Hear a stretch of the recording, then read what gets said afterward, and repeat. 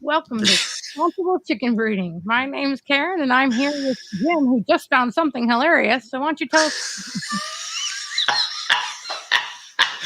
Well, hey, it's a great day. It's a really, really good day. I'm back from the state of Ohio, and I am back in southern West Virginia, Mingo County, not too far from Karen, but it's cold. It's colder. Is it cold down there? Not today. No, what we were laughing at is Karen and I are backstage kind of prepping and talking and checking lighting and making sure we're dotting all the I's and crossing all the T's. And she says, I said, take a deep breath. And then she grabbed a drink and she says, take a drink. And then she started coughing and she says, tried to say, but don't drink and take a deep breath at the same time. And then she cut me off and here we are. So you have sunshine down there? We do. Oh, right now. Yeah. It's like I went ahead and put shorts and flip-flops on today, as that is my common attire. And it's only supposed to be a high of 63, and that 63 mark is only for like 40 minutes. Yeah, no, we're up in the 80s today. So you are not. Yeah. That's where I shouldn't have moved, huh? Yeah. Well, if you like the 80s, I'll take 60s any day. Hey, we are. I'm really excited because we're talking about one of my absolute favoriteest breeds of every chicken. This is God's chicken today, at least one of his favorites. So you may have not known that, did you, Karen? That's pretty intense. That's a statement. Yeah. That is. It is. So, yes. Yeah. Shall we so jump in. Here we go. All right.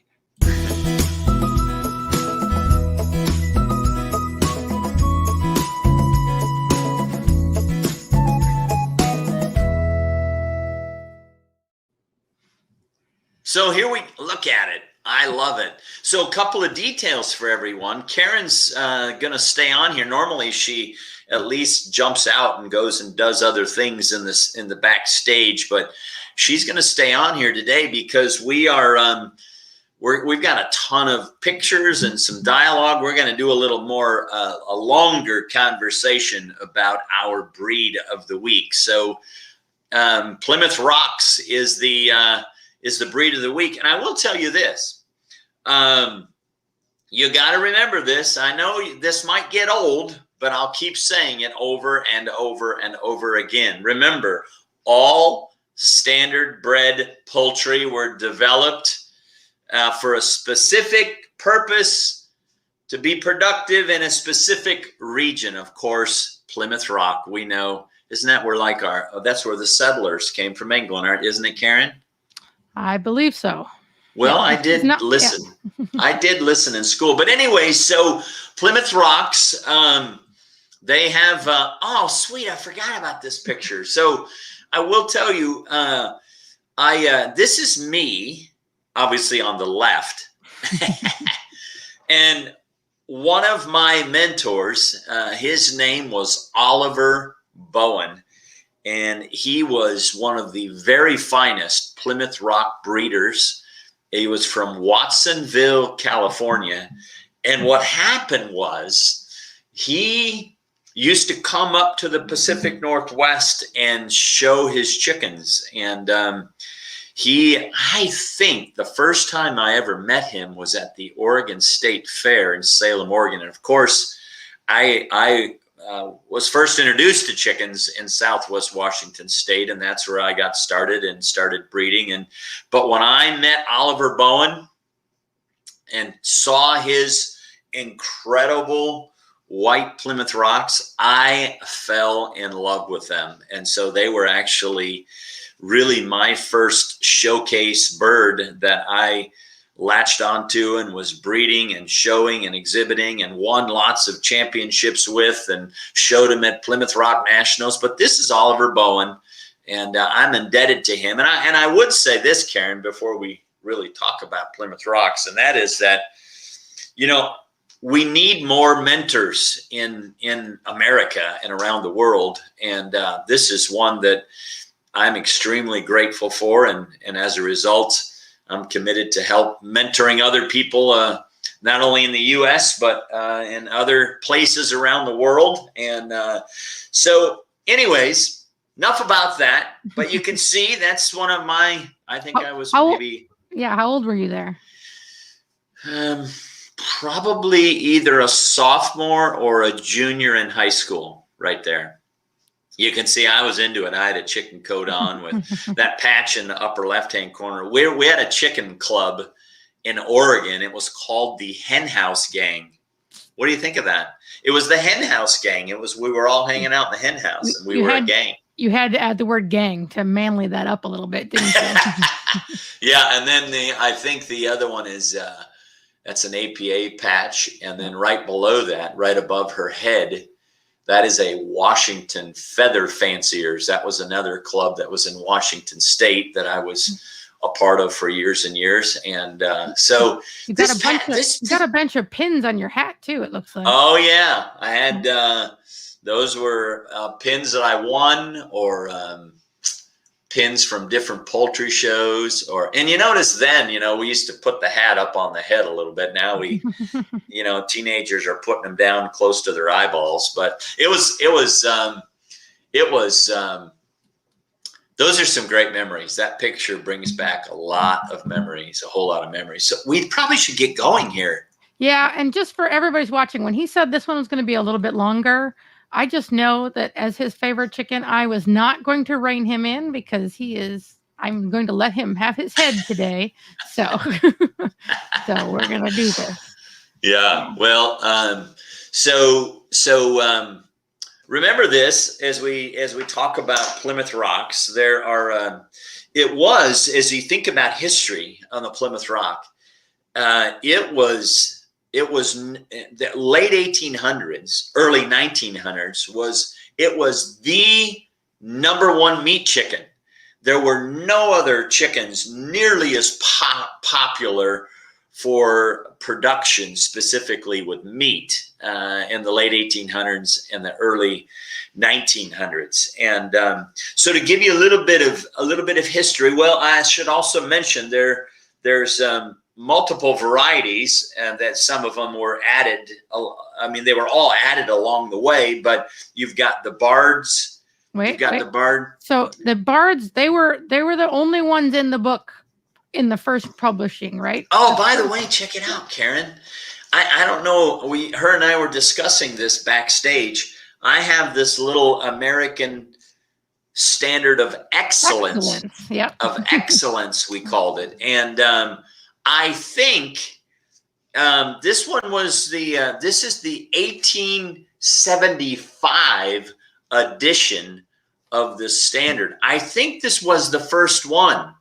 I think we organized in 1873 or late 1873, and maybe they had their meeting in 74. I might be off there. I'm sure that somebody will. But I will tell you, this one I have of 1875, the Bard Plymouth Rocks are in there. And this is in great condition. I'm very careful with it. But on page 130, there you are, the Plymouth Rocks in 1875. I better double check that. Isn't that what I told you? It is. Yep. Printed and published for the American Poultry Association in 1875. But so then the Bards, and then along came the Whites, right? Yeah.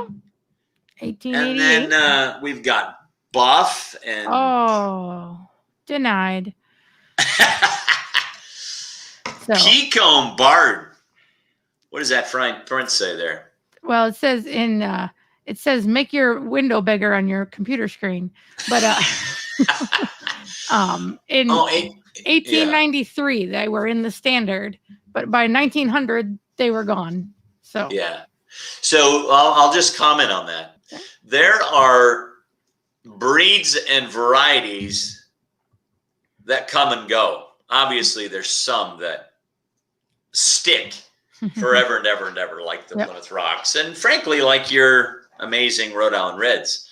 But probably what happened is there were some breeders, maybe some board of directors that were messing around and wanting to create a pea-combed barred Plymouth Rock. Yeah, And I was reading in the letters and some of the early books before that time. So in the 1860s or whatever, and there were complaints then about all the people breeding Brahmas. Brahmas were all the rage, and they were breeding Brahmas into their barred rocks. And I said, I wonder if they're related, that they got the peacomb in them from the Brahmas, and those people I'm sure. And we probably ended up with some feathered shanks too. Because strong enough for a while, and then eventually they kicked them out again. So. Yeah. Right. So then which one came? Then the buff came. Yeah. Then the buff came. You don't see too many. Matter of fact, I'd have to think long and hard the last time I saw a buff Plymouth Rock. We do have some silver pencil floating around. Okay. The United States, partridge. I'll tell you, I remember when I was growing up in Oregon, there was a guy by the name of Mike Chilton, and he raised awesome partridge. Awesome. I haven't seen one that good probably since then. Maybe once or twice, but not much. And then after that, we got blues, didn't we? Or Colombians in 1910. Yeah, same time as the partridge. Yeah. Yeah, you'll see some Colombians pop up around the U.S. and then the blues. So they're the youngest of the colors. Yeah. Yeah. And then I have to ask, because I was looking through the most recent standard, and there is a standard picture of a frizzle Plymouth Rock. What were people thinking? A frizzle Plymouth Rock. Well, let me just tell you, for all of you who are intrigued by that, you're like, I didn't know. Do you know what a frizzle is, Karen? Yes, sort of. Yeah. Well, I can picture them. Yeah. I'm not going to explain the genetics of it. Yeah, well, the frizzle, every feather is growing out and curving, so it looks like your chicken has put its beak into an electric socket and was shocked. And but I'll tell you this, let me read you this. This is out of the most current standard, and this applies to the Plymouth Rock frizzle. So a frizzle is where the feathers are all growing backwards, and you can Google it, or you can and you can look in your standard, because there's a picture.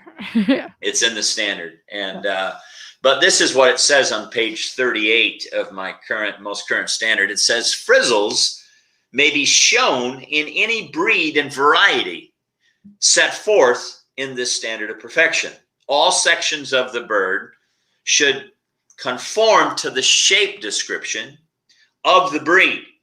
The plumage color should be conformed to the color plumage description of the breed and the variety that's involved. So you can have a buff frizzle, a partridge frizzle, a blue frizzle, a barred frizzle, and there's definitely white frizzles, and that's probably what are most common in this variety of frizzles. It says a frizzle of any recognized breed may compete for the class champion as provided under the rules of the APA. I'd like to see a naked neck frizzle. Why do you do these things? Naked neck frizzles. So that makes sense, Karen, what I said on the frizzle? Yeah. And sure? I did look through the entire standard book. The 44th edition is there, and there is not another picture of a frizzle. So I wonder if they just added one, and because the other than the first edition of the standard you have, the Plymouth Rocks hold the first bird in the books for all the other years, 200 plus. So maybe they just added it to them to show one. I don't know. Yeah. Here's the thing of that's the one frizzle that I would judge the most is a rock frizzle. Okay. More than other than a cochin frizzle. Cochin frizzles would be the absolute most, a bantam.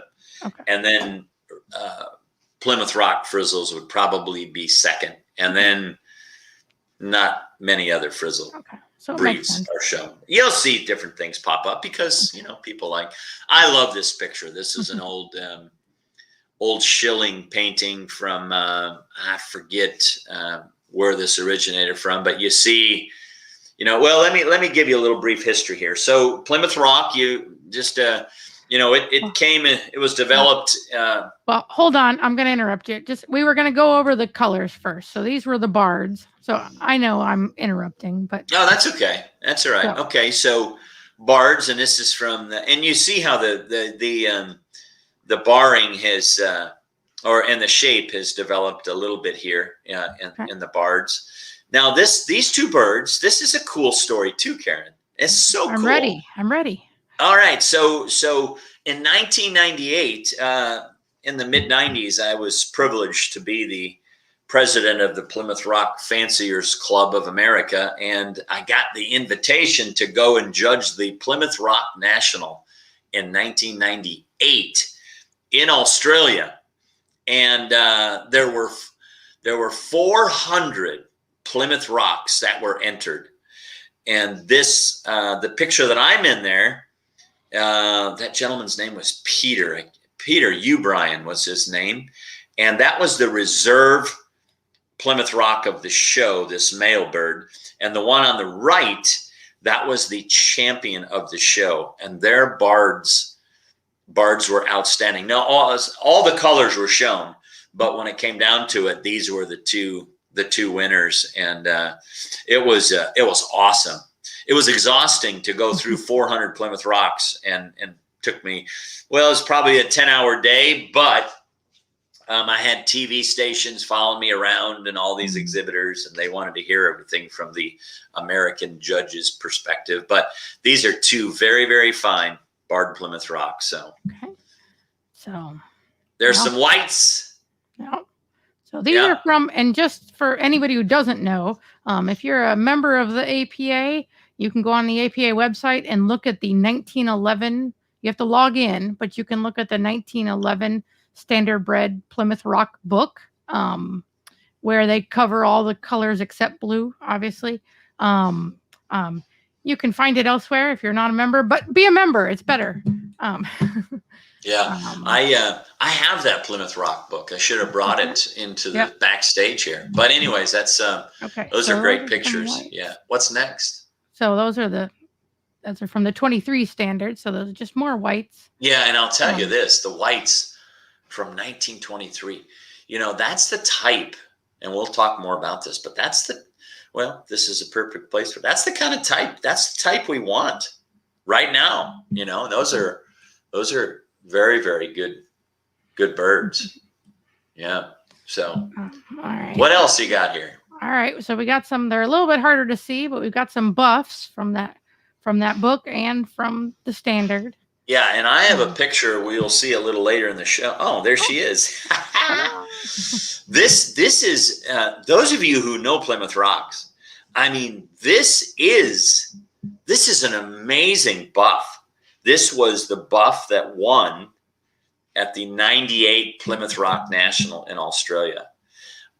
She is awesome. She is absolutely, that was a fantastic bird. Really, really good bird. So what variety's next? There's the partridge. The partridge. These are the silvered pencil. Oh, silver. Okay. Silver. What standard is that? 23? Yep. Silver pencil. Yeah. Now these, I'm trying to think of last time. You see these quite a bit in the bantams across our country, but not many in the large fowl. Not many in the large fowl at all. So Colombian. Yep. Now there's a couple of guys in the Plymouth Rock Fanciers Club who are, I see them on Facebook every now and then, but it's a hard bird to find. But we've got a couple of people in the U.S. who are working on these. And if you find, I just in the last 10 years I had some Colombian Wyandottes, and if you can find a good Colombian color pattern, it's a stunning bird, especially in large fowl. And boy, I'd love to have some like those ones in that picture right there. Yeah, there's the partridge. Partridge, yep. Yeah, and again, a little hard I told on you, black and white pictures. Yeah. And again, I tell you, Mike Chilton was his name. I'm trying to think. There's a couple of guys that are still breeding these, but partridge color pattern, that's another one. Especially both of them, both sexes are just In fact, I want to look at that. Yeah, both the sexes, they're outstanding. Matter of fact, Oliver Bowen, the picture in the 44th edition, my mentor sponsored the male bird, and Mike Chilton, who was the guy that I was bragging on about these, he sponsored the other one, and the 83 picture. So that's cool. So yeah. All right. And then now there's a blue. Yep. Now I tell you the interesting thing about this photo. She's noticed we took the picture right when she blinked her eye. Yep. She's not blind, but she just blinked. And but look at the body type on that bird, and her color. That was one of the blue. That was the top blue Plymouth Rock in 1998 at the Plymouth Rock National in Australia. So I love that bird. Matter of fact, when I pulled these pictures out, I was like, no way. Haven't seen one that good since then. But yeah, you talked about last week when you were judging that you remember a bird, you know, from earlier in the show. And I was thinking, I feel like he remembers birds from years ago. Like at that, you know, like, you know, and that's true. That's really true because, and here's a perfect example. And so I definitely remember that blue. So should I give a little bit more history? Yes, I'll let you all go. All right. So remember this. Listen to all of you faithful listeners here. So you know the Plymouth Rock, as we've been talking, it was developed in America in the middle of the 19th century, and it was first exhibited in Boston, Massachusetts, as a breed in 1849. And these first specimens they seemed to kind of lose their identity. And then the breed disappeared for like 2 decades until they reappeared at another poultry show and back in Massachusetts in 1869. You can find all this Plymouth Rock chicken history, but so then they become the Plymouth Rocks as we know them today. And several individuals claimed the invention of this breed, and using crosses of white Cochins and Dominiques and Spanish, and I remember, you know, just some conversation about buff Cochin and some conversation about black Javas and the Brahma. Yeah. That's where that silly peacocke came from. So, but it was accepted into the APA in 1874, and I'm still intrigued on, do I have the first standard or is it the second one? It's driving me crazy, Karen. You got to find that out. We got to answer it. Yeah, well, somebody will have to help us with that because I don't have a list of, you know, like I said, the APA website shows the old standards, but it doesn't actually have a list of all the.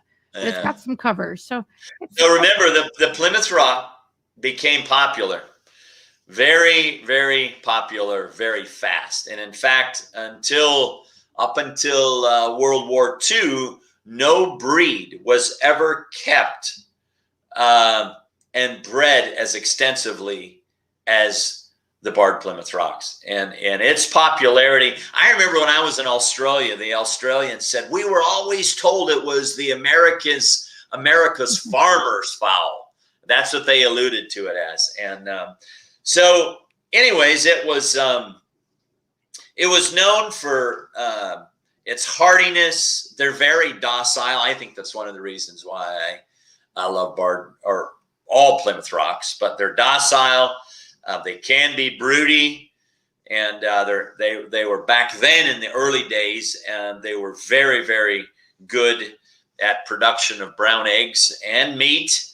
That was, you know, the meat was considered, I mean, it was the heyday. It was a heyday in the late 1900s or late 1800s and early 1900s as a top meat bird. So, and it's also a very foundational bird for the whole entire broiler industry that hit us in the 1920s. So, their temperaments are calm.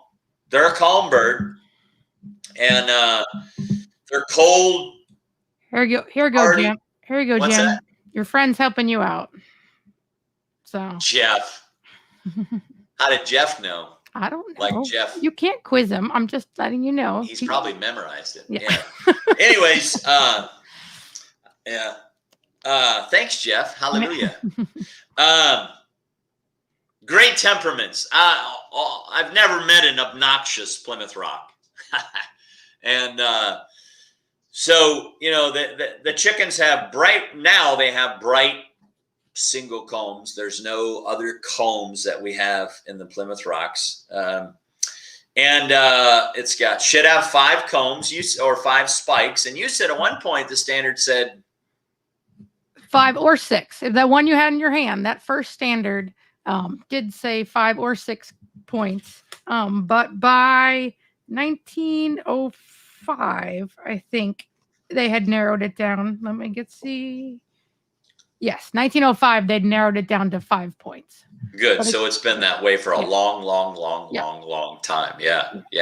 Now let me comment on the plumage of the barred Plymouth Rock, and we'll look at some pictures. But the feathers are they're crossed by sharply defined, regular, parallel bars of alternate light. There you go. Okay. Short of positive white, and the dark is short of positive black color. So you see that in the picture. And the barred color pattern is due to a dominant sex-linked gene. And this gene does not add dark bars to light feathers, but prevents pigment on the colored plumage. Thus, it's creating the light bars on the dark feathers. The males, this is, kind of important, and this is probably petty for most people, but some people like to hear this, right? Is that the male carries 2 copies of the gene, and the female only carries 1 copy of the gene. That's why the males are usually lighter color. And you'll see that when we get to some of our pictures. The males are a lighter color and the females are a darker color. So, but obviously that's just the bards. And that's really, it is the most popular color. Now, where'd you find these at, Karen? So these are from that 1911 Plymouth Rock book. Yep. Cool. And people can access this on the American Poultry Association website. Yep. You just need to log in, and then there's a spot on the side that says view old standards, and then you can hit view on the Plymouth Rock. But you have to be a member. Yes, that's the best way to do it. If you're not a member, Google it. But and you need to be a member. Yeah, if you're on our show, you should be a member of the American Poultry Association. Yes. So that's the best way. Again, we got the weights. They're right in there with some of the other dual purpose breeds. The cocks are the old males are 9.5 pounds. The hens are 7.5 pounds. The cockerels are 8 pounds. And hey, there's left-hand picture. That's Pat Whitaker and me. I'm trying to remember where we were. We were assessing these barred Plymouth Rocks. And this is the guy on the right is a barred Plymouth Rock breeder that I'm mentoring in Asheville, North Carolina. But anyways, you can see on the leg color, we want yellow legs. You got yellow skin. You've got, probably everybody knows, but eggshell is brown on the Plymouth Rocks.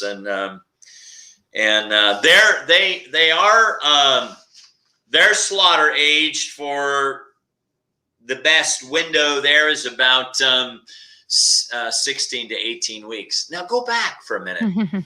This is a recent Fort Payne, Alabama. I think I was judging here, and that female on the right, she's got great type. That's a Bantam, obviously, and but this is that's a very good representation of the breed. I wish I could remember whose that was, but I took a snapshot while I was judging her. And so, as I said, these birds were they were known as kind of a general farm bird, and they're docile. They're not aggressive. They tame easy. They're good mothers, and so they're a great chicken. And obviously, as you're seeing and as I'm talking, the whites and the bards. Actually, whites are probably the most popular color nowadays. But and the bards would be second, and then everything else kind of falls behind it. But and you're talking in the showroom there, right? Because in the real world, bards are probably more. Yeah. I mean, probably even in the real world, I would probably find more white Plymouth Rock breeders than we would bards. And the Sustainable Poultry Network, we definitely have a lot more bards, but in the overall population, there's definitely more whites. And I just accidentally said that show world was not the real world. I did not mean that. Yeah. Yeah, that's okay. That's all right. So, some of the faults we have when you're breeding these that I've learned over the last 40 years, how do I say this gently? A lot of times we are picking chickens in a showroom that look good on the outside but aren't necessarily have good bodies. And so I tell everybody, watch for shallow breasts on these birds. This is the some of the birds, not a super good picture, but it's some very, very good barred Plymouth Rocks that we have in the Sustainable Poultry Network. And this is a flock down in North Carolina, but we're watching for shallow breasts and high tails and narrow bodies. Now hold on to that picture for a second. Yeah. We're going to go back to it. So. Okay. You got you got to watch narrow bodies, flat breasts on the males. This one doesn't have a flat. He has a great breast. So you want me to, can I stop and talk about him or come back? You got to keep going. Yep. All right. So we're talking about just some things you want to watch for. Well, I'm nitpicking here, but you need to. If you're going to be responsible chicken breeder, you need to nitpick. And so you got to watch, watching for thumbprints or double points and wrinkles in the combs. And you got to watch the tail angles, because the tail angle can tend to be a little bit not high enough. They get a little bit lazy in their tail angle. So you want to pay attention to tail angle. And again, look at the silhouette. Look at the picture when you're breeding these Plymouth Rocks. Got to watch for white or enamel white in the earlobes. Very, very important. Every now and then, and you'll see this, some of them get a little bit leggy. They got too much leg underneath of them. And again, I'm just explaining some of, the last 40 years of watching and breeding and judging Plymouth Rocks. Sometimes you get a little bit of narrow backs at the base of the tail. You also, how'd you get that? You will find there's something we call in chicken breeding called knock-kneed. In Plymouth Rocks, mostly bards and whites, and I don't know where this came from along the way, but they have what we call knock-kneed. It's where their knees, and when you're judging them, you look at them and you can see where their legs. Now, obviously, these are human beings, but yeah, these have 5 toes, so they would be disqualified immediately. So actually, they have 10 toes if you count both. Heavy dose of too many toes or too many spikes there. Anyways, you also want to watch for crow heads. Now, this here, you say, Jim, what in the world is a crow head? And this is it. Simply put, a crow head is when you look at the head of the chicken and it looks like one of those crazy crows with a narrow head. You can look and it's very, very narrow in the way the head is represented there. And this is across the board.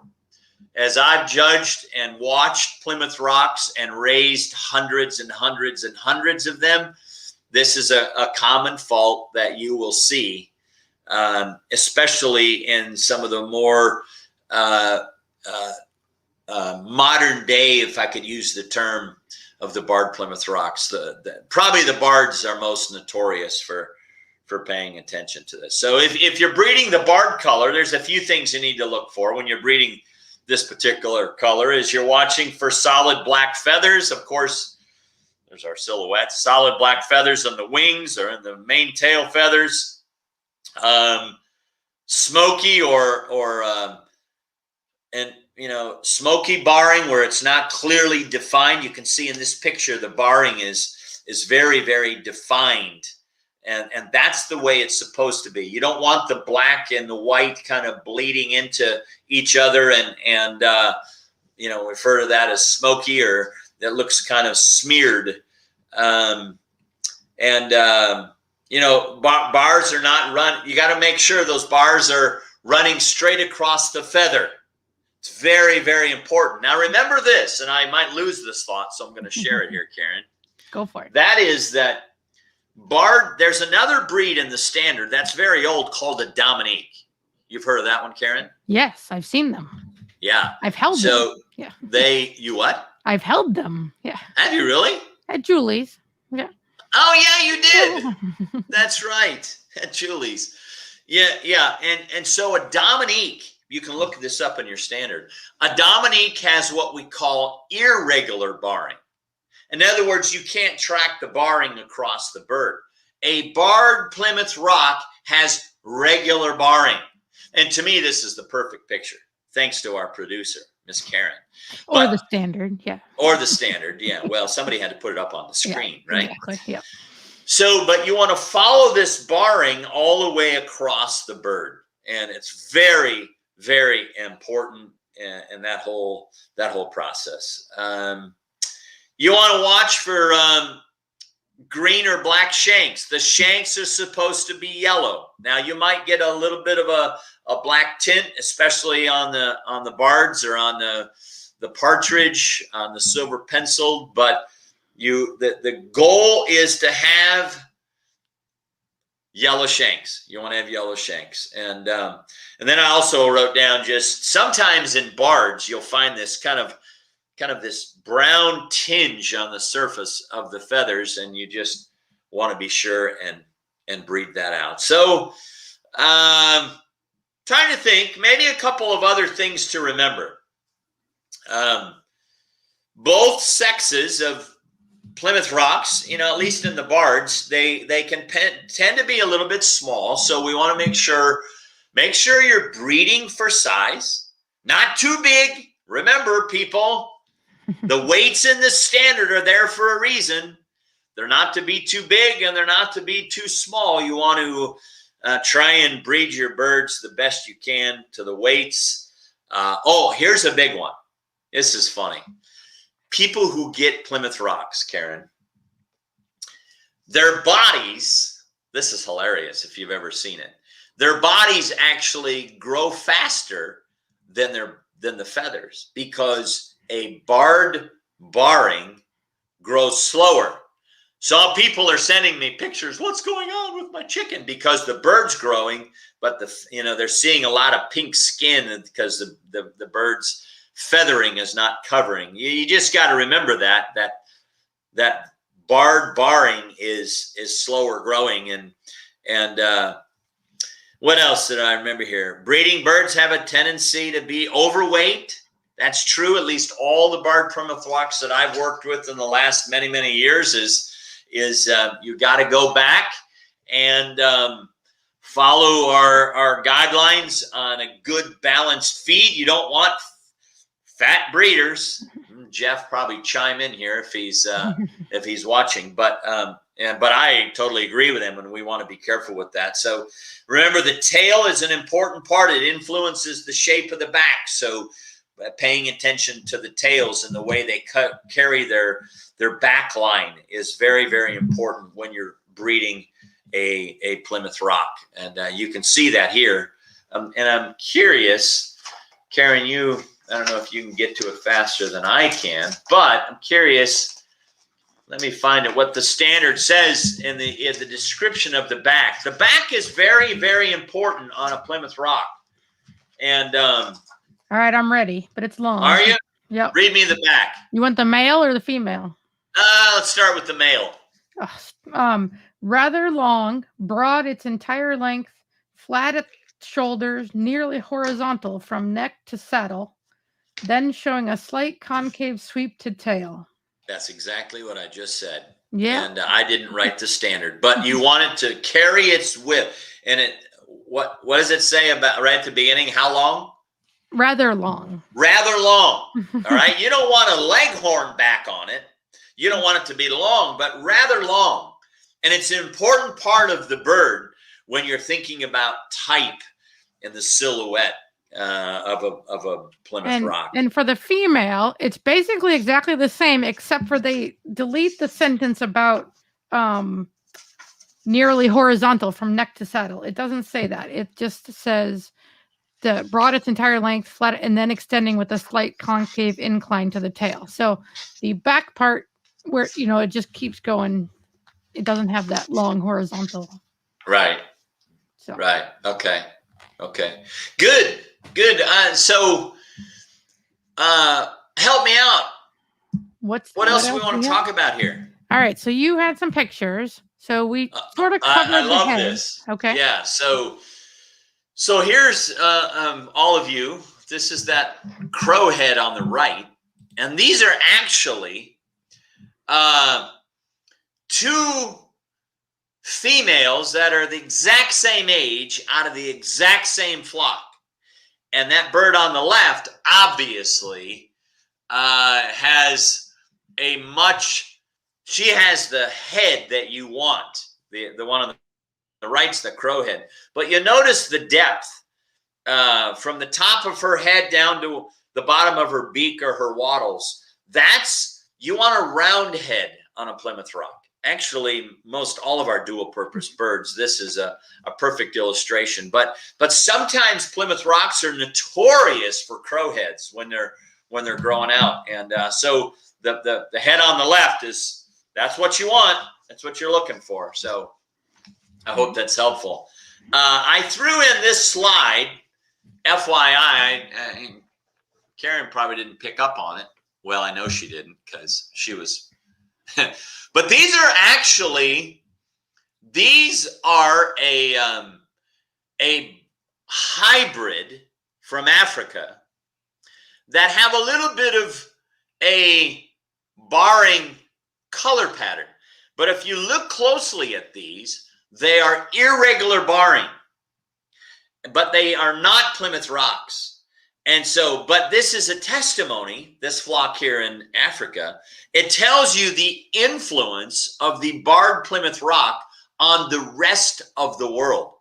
But, obviously the color pattern is what they were grabbing to have a little bit of some consistency. But there's a whole bunch more I could talk about these birds, but we won't. So now here, this is two incredible males. I hold them up like this when I'm evaluating a flock because I want you to see how that description that Karen was reading in the standard, it carries its back.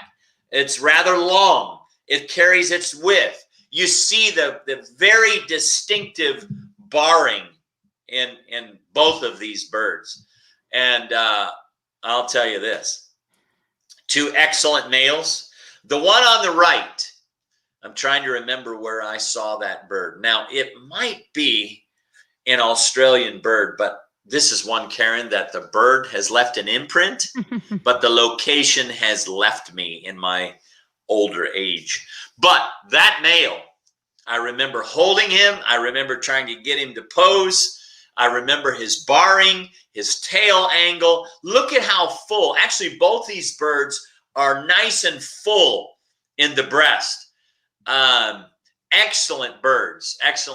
Now, the one on the right I handled, the one on the left I did not handle. But these are two very, very good representations of the barred Plymouth Rock. Oh, I'm so glad you did this. Yes. So here you go. This is going to be fun. All of you need to stop whatever you're doing and look at the picture. Because, some people are like, they're doing other things and they're just listening to you and I in the background. You need to look at this because the picture on the right, this is what everybody thinks or calls a barred Plymouth Rock. 99.9% of all the backyard chicken people all across America say, I have barred rocks. And look at the bird on the right. And look compared to the bird on the left. The bird on the left, if you look again, you read that standard, you got the top line, look at her back, it's moderate or I forget your exact words. She's mostly long. Yeah. Look at her underline. You come down to the front of her chest, down by her shanks and her legs, and up from behind. She's a beautiful typed bird. This one on the right, which typically is mistaken, she's very shallow. She has very little depth of body. Her tail, now you can't tell this part, but her tail is very narrow.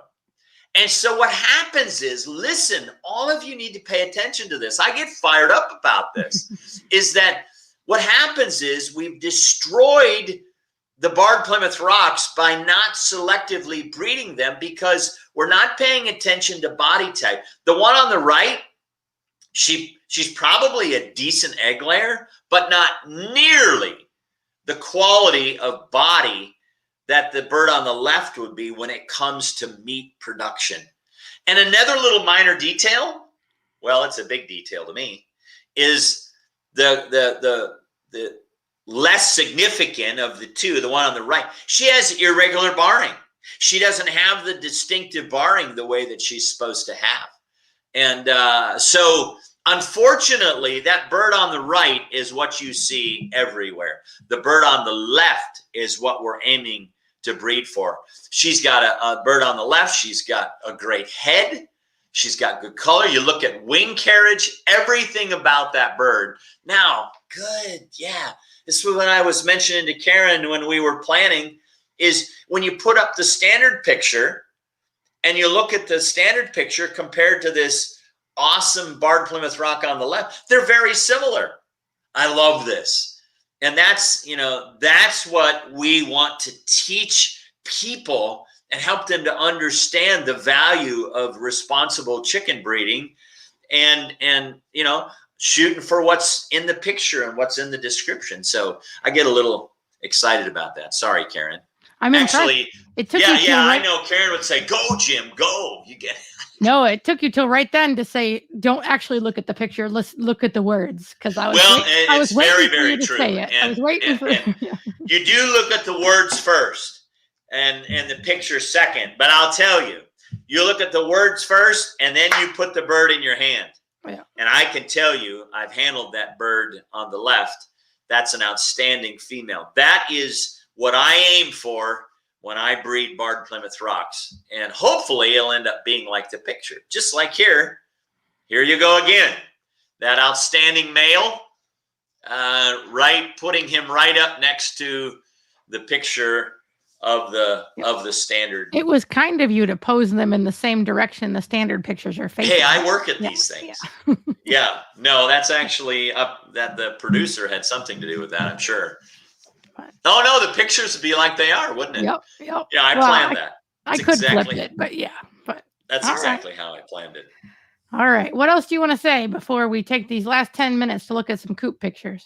Well, I think we're good. This is, we've talked a long time about Plymouth Rocks, and I hope that it's been educational. Is it possible? Somebody's asking about the lacing of a blue fowl. That's another day. Okay. But this is the longest we've spent on a breed. And I hope it's been helpful, and I'm sure it has been. I knew when we did it. I said that he's going to need a lot of time for those Plymouth Rocks. So yeah. All right. So, but we do have that important about your coop. Yeah, so let's jump into that, Karen. Wait, hold on. We got to wrap it up.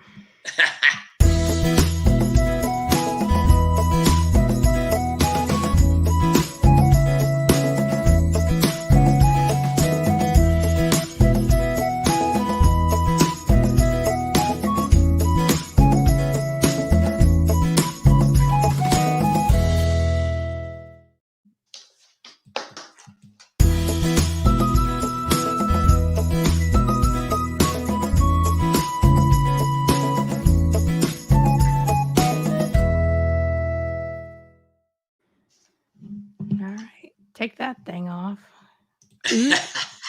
Oops. All right. So I'm going to talk about my coops. These are actually mine, so I'll admit it. I've been single mating this year. All of my breeders. This is the first. I've always done some single mating on the side, but this is my first time where every bird I hatched this spring has. I know who Mama is and who Daddy is, and I love it. So I want to. You're not the only one that Yeah. loves it. I'm excited to work with you and to track this whole thing. It's going to be cool. I have 16 coops where I can single mate. These were the first ones I built. They're we call them the condos. We paint everything its own color, whatever's on the oops aisle at the hardware store. So they tend to get named by, they've got numbers, but they tend to get named by their color. So the first one we built was this pumpkin coop condos. So I'm going to just take you through it real quick. So we what'd you call it? A pumpkin coop? The pumpkin condos are what we actually call these. Pumpkin condos. Yeah. So we start with the base. So we try to get a level platform. My dad is the only one capable of making that level, so I just leave him alone. He works late into the night to get that. It just frustrates me trying to make it level. You're blessed to have him. Yep. So we build everything out in front because that's where the tools are. So there you've got the back panels and then the roof supports and then the door frames. So we just got started putting it up, assembling it out there. So I do want that long overhang so that they can stay out of the rain. This is actually the second one we built, but I didn't take a picture of it before framing. So that's just the full framing. We started putting the front on. We did have a chicken come make sure it was good enough for her because I noticed you put their Aussie building inspector. Yep, she had to come make sure it was good enough. She had to approve it before we could move on. What'd she tell you? Yeah, she said go for it. Good. Absolutely, go for it. Good. So that's it completed. The building completed. I do put lattice under all the buildings because I don't want to fish eggs out from underneath the coops. So let me talk about this chain link for a bit. So we ordered these chain link panels. They're 6 feet by 10 feet. And I thought, I get broody mamas that I let raise baby chicks. So I thought 1-inch chain link would be an excellent idea that would keep the babies in, right? They wouldn't go through it. Well, I didn't really think it through. One order chain link is 9 gauge, which means each one of those 6 by 10 panels weighed almost 200 pounds. So I won't do that again, but it's still really good. It holds up really well. It's really heavy duty. Does it keep the chicks in? It does keep the chicks in. So that's it. That's the condo. So that's this style. Yep. This style, all the birds are basically in the same coop. They're just divided by little mesh dividers inside. Okay. So that was my first. I have 6 of those, but honestly, the coops are 4 by 6, and that's a little bit big for a single bird. I found out, it's a good dual purpose. I can use it for 3 birds or whatever. But when I wanted to make more, I decided that I needed to conserve space a little bit better than that. So sweet, you're an architect too. Oh yes, with my graph paper here. So I actually printed that graph paper from Excel because I love Excel.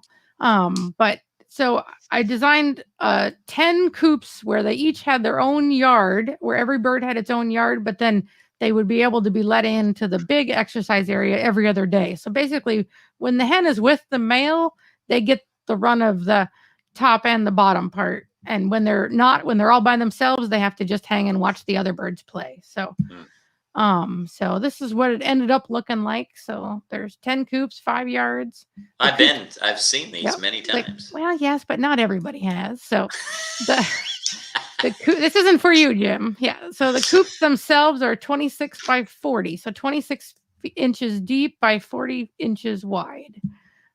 So this time we bought the lightest weight, cheap chain link we could find. That's the way. Doesn't keep the chicks in. No, I haven't tried it. Yeah. Well, we don't need to. These are breeding pens. Right. And I've got the other ones if we're doing that. So I've also worked hard to get some of the broodiness out of the Australorp. So I don't have nearly as many breeding baby chicks rearing outside. So we did have a question from Alonzo here about what about rats? So Oh, Jeff Maddox will tell you that I have rats because all chicken yards have rats. I haven't yet seen evidence of one. I do have mice, but so that is a There great are question. levels of rat involvement, Yes, and you want to keep it as low as you possibly can. exactly. So Yes. we enclosed the area where the coop was going to be, made a little lean-to out of it there. So just with metal siding just screwed straight. Well, we put the boards that we screwed the metal, but on the back the metal siding just screwed into the uprights of the kennel of the chain link panels. So that's it. That's my design. We're ready to start putting in the coops. So we still make we make everything in panels still because I like to be able to take them down and move them, which I'm about to do. So I'm excited that we can still disassemble them. Is that your dad? No, that's actually I had to hire somebody. Can you believe that? I I had was to going to hire say, that doesn't somebody to look like help. Ron. When when I said there's 10 coops, they're ready to go down and be assembled, and the looks around me were, maybe you could find somebody to help you. So I did. Yeah. So that's basically it's not quite finished, but like I said, they're 26 by 30, they're up on blocks. I tried some handrail for the roost because some people talk about I've been using the skinny side of a 2x4 rounded off a little with the router, but some people said that wider really is better and even deeper is better. So I thought I'd try it. I don't love it. I don't think I'll do it again, but I tried it. Um, Ventilation, I used a louver ventilation you can buy, and then the entire the roof is open because it's under the lean-to. Another invention that I invented for myself and also don't like and will not do again. Alonzo's question was perfect for this. So I didn't have any problems with frostbite. No water gets in. All the things I expected to work. And don't seem to be overheating. However, I find a lot of poop up there. So I also believe the possums just sleep up there. So I think my birds are being disturbed by the possums sleeping on top of their coops. So Listen, whenever you're architecting, you learn a lot. that's right. So help here. Jeff's gonna help out. So if we don't have rats now, we will. So so same thing. It was to make the feed run out at the end of the day and try not to leave it spilled on the ground. Um, so like I said, the size of the poop is pretty big. So we're talking. I do see possums up there. So it's either possums or snakes, but the rat poop would just fall into the coop. So it's much bigger poop than that. So anyway, I won't do that top design again. But underneath the area, I planned for them just to be able to dust bathe there over time, but because of my slope, it stays wet under there. So I did have to add actual tubs of dust bath material, but that's what's under there. And in case you're wanting to know, the Rhode Island Reds are awesome and they lay eggs right where they're supposed to in the nest boxes in the coops, and the Australorps lay behind the dust baths. So that is not a good design that way either. So that's You upset them. Yes, I did. They may know that you show favoritism. That's well. You do favor the Reds over the Australorps. I so do. I do. They might know that. And they learned to lay somewhere else. So they want to go back to that other place they used to live. So that's basically it. That's our hour. So I do want to talk. Lots of people out there know that I've let me undo this. Karen, this was great. I've rented some property to move my birds to, either probably temporarily while I work to rejigger my land, see if I can get it where I have less problems with water, and do some management there. So I will be working heavily to figure out how to next house them. So hey, I want to come down and see that and maybe help walk around with you and figure all that out. And we'll probably cover some of that too. But the big question I need to know first is, am I going to build stationary pens or am I going to build them to move? You have any? I know there's lots of people that have different opinions, but what do you think? Are you asking me? I'm asking you. Oh, okay. Just real quick, that's the only question I have. I don't take the position strongly one way or another in the sense of what works best as far as whether you move them or not. We were talking backstage, you and I, about if they're raised in a non-movable pen and then you start moving them, sometimes that can be a little bit hard on the bird. But me personally, like with your breeding pens, I love them. And the reason I love them is because you need a system for your breeding system. And so you've got, which you're awesome at this, it's very systematic. Pen 1, pen 2, pen 3. How many do you have across there? Well, there were 10, but now I'm up to 25 coops total. Yeah. Yeah. So can you imagine moving 25 little mobile units all over in pairs or in single matings? So you're any time that you're moving birds around, is it better for the land? It is. Is it better for your organizational system? Absolutely not. Because unless you have nothing else to do, which is not the story of Karen Johnston's life. So, the way your pens are now, and again, it's just my opinion, is I think that your system of organization, your organizational system is great because you're collecting eggs out of pen 1, pen 2, pen 3. And obviously, you got to think creatively to keep those pens clean. And plus, you plant stuff in there. You throw in some seed, and am I right? Yes, but it doesn't last. It needs to be better. That's part of Yeah. why we're starting over, is because there's, things you learn, right? In the last 6, 7 years, I've learned some things. So Oh, yeah. I think it's time to throw everything up in the air and see if I can make it land better. So, well, unfortunately, you and I are going to be learning until we die. And so initially, especially if you don't have a good system, the key is, if you do a lot of moving, think through your system. That's the critical piece to me. Does that make sense, Karen? Yep. Yeah. So, hey, last week, can I share a closing thought? Yep. Last week, we had a ton of people share this. So thank you for sharing it, and help us to get the word out and share some of the other episodes, and share them and keep sharing them. And thank you for those last week who did a lot of promoting of our show. And that was fun last week to do that. So keep sharing it. Thank you all very, very much, and look forward to seeing you in a week. All right. We'll see y'all next week. Thanks. All right. Bye.